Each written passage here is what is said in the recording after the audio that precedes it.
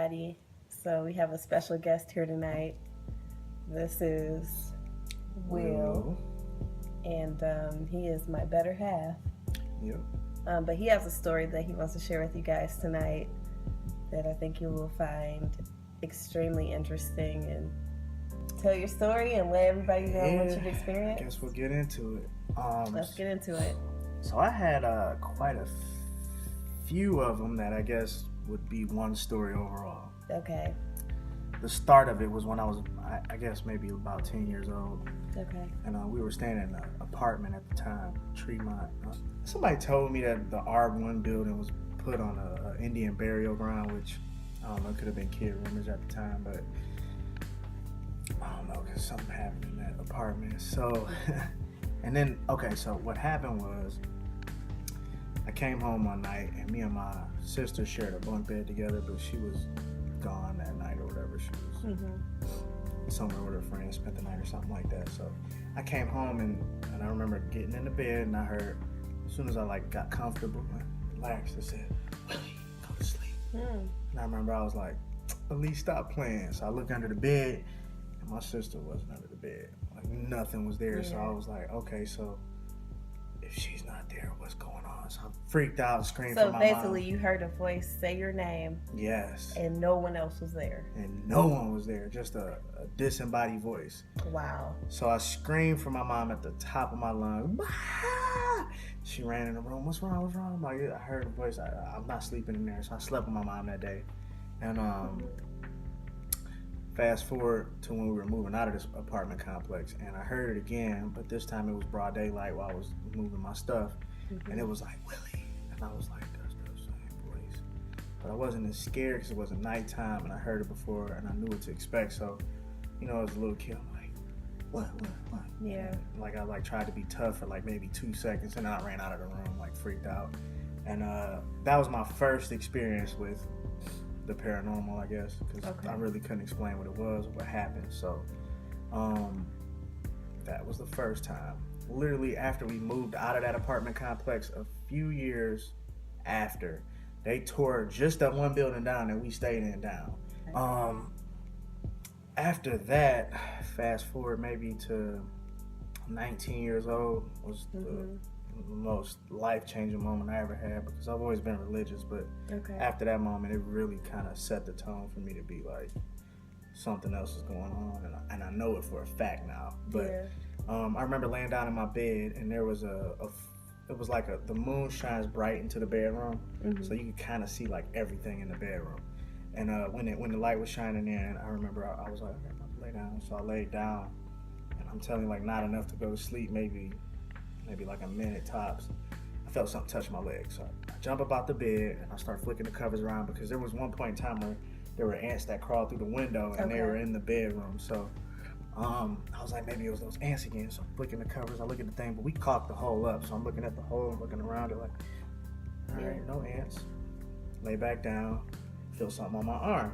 I was like, okay, I know I felt it that time. I'm not tripping. I cut the light on, flip the covers over. I take all the covers off the bed. I'm looking at the sheets. I see nothing. I'm like, okay, that's weird. But I'm going back to sleep. Put the covers back on, cut the light off. And I'm telling you, this is all within maybe a 5-minute span. So the next time I lay down, it's 2 minutes. And then I feel a full-fledged hand touch my face like this. Oh, goodness. And I remember I go, shit, that wasn't no ant, that was a hand. And I'm freaking out, okay, what was that? So I look forward, and at the time, the way my bed was set up, this is my bed, and then there's a space between my bed and the wall. Okay. In that space was this balled up old lady. It looked like a witch, real stringy hair, a witch nose, beady eyes. Wow. She looked like, if there's anything anybody wants to look up, it's The Shining, the remake. She looked just like that lady. When I saw it, I freaked out, that's her. So when I saw it, I was like, this can't be real. Maybe it's balled up covers or something. I was just freaking out because I was maybe trying to go to sleep or something. So I back up just to get a better view of it, and it just got clear. She was sucking her fingers like that, and I was like, I'm out. So I ran out the room, and I'm 19 years old, banging on my mom's door. Hello, Mom! And my mom came out. She went in the room. She didn't see anything, but what she told me to do was sleep with the Bible next to the bed. I slept in my little brother's bedroom that night, and the next month, it wasn't a good sleeping time for me. Actually, one of the nights I fell asleep after it happened, I had a dream about the old lady, and when I was sleeping, the old lady was in the dream, and I was like, oh no, I don't want to see this lady again. And she pulled the curtains back, and the curtains blinded me. It was like this bright light that hit my eyes, and I was like, ah! Woke up screaming again, and my mom came in the room because my eyes wouldn't open, like after the dream happened, after it hit me in the face.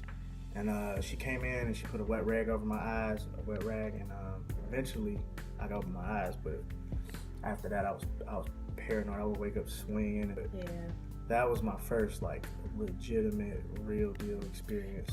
And then I actually want to ask you a question because in a previous video, I did explain that our very first date that we ever went on, you told me that exact same story.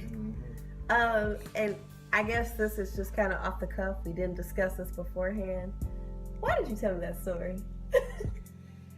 Like, it's our first date, and I just, to this day, I don't think I ever really got an answer. So I'm just asking because I'm really curious. Like, you know, I really liked you, and I know you apparently you liked me because we're married. We've been together for a long time, you know. So it was just very interesting that somebody would be that open and honest with someone that they really don't know that well, you know.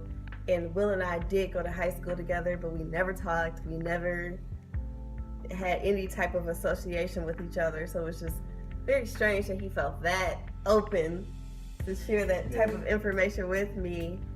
And just a side note, I'm not gonna say I didn't believe him, but I was just thought like, why is he telling me this? It was very strange. So can you please tell me why you decided to be so honest and share that information? There's a really good explanation for that. I would love to know. I feel like personally, like seriously, like I literally share that experience with like everybody I run into because I feel like if you and anybody else that watches this video, if you experienced anything at all that's paranormal or something that we can't explain or something that's like beyond what we know, like physically possible, I feel like it's like our obligation to like share the news and be like, look, there's something else going on. Yeah. This is what I experienced. And I just want to tell everybody I know, like I just. Okay. So yeah, like first when I met you, I just wanted to tell you like, look, so you know, he gave me the disclaimer because we moved in together into the same haunted house. So maybe he was trying to prep me for what was to come. No, I just wanted you to know, like, there's something else out here. Heads up, like it just is now. And that's so true because honestly, before we met, I had paranormal. I can't say I've never had any paranormal experiences, but not like after I met him. It was a completely different ball game. Like, the things that were happening to me were, you know how you can rationalize certain things and say, well, maybe it was this, maybe it was that. But when I moved in with him and then we were going through, you know, certain things, it was just unexplainable. So her thing was, I believe in spirits, but not ghosts. That's what I would say. I would say I believe in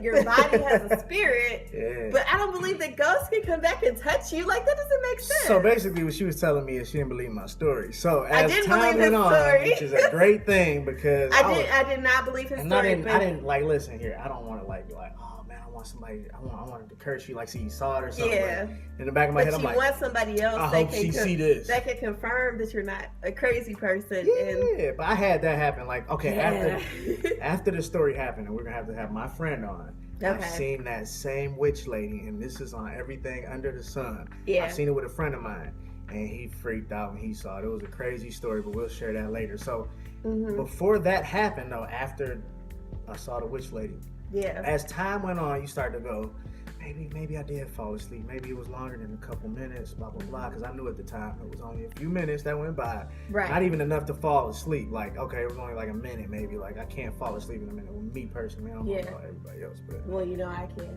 You probably can, but I can't. I can hear too good. So, anyways, I saw my friend later, and it's weird. You don't want your friends to see something like that because it's like an evil kind of thing, it seemed like. But man, it's nice to know you ain't crazy. You be like, man, I know I ain't crazy. We all have seen it.